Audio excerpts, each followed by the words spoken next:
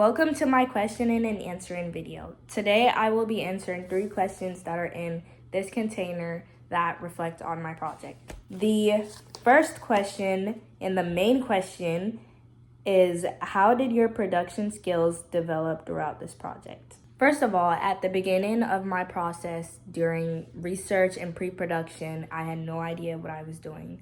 There were so many apps and websites that I had never heard about at the time, and now I know how to do things like Photoshop and layering. Before I answer the other questions, take a look at how my skills have developed over time.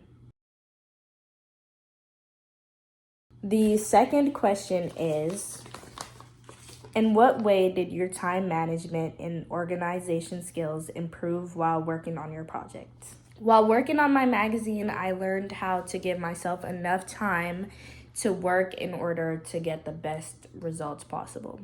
I scheduled specific days to go out and take pictures. I even organized each picture according to what page I wanted them to be placed. So if I went out to go take a picture for my cover, I would place it into a folder called cover, and so on. I also did things like planned out drawings of how I wanted my magazine to actually look like beforehand. So here is a picture of a drawing I did for my cover, and here is how my cover actually turned out. So not too different. It kind of gave me the basic layout of how I wanted it to look like.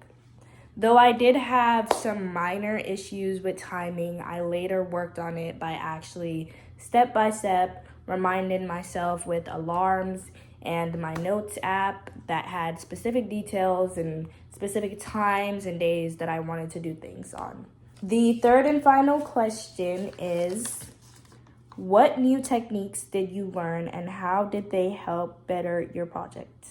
2 important editing techniques I learned were on the InDesign app. The first one is I learned how to create color swatches. This was vital to my project because I needed specific color shades in order to pull off the nature theme that I was going for, like different shades of greens, different shades of browns, and that wasn't already on InDesign. The next technique I learned was how to lock objects. This was needed to keep everything in place so that there was not much time wasted on trying to adjust objects that would move out of their designated spot while I was working on other parts of my magazine. In conclusion, from the start of my journey of creating my magazine to the end, there has been numerous changes that were made in terms of my skills. I have improved drastically. I know how to use my time wisely, I know how to organize better, and I have mastered different editing methods.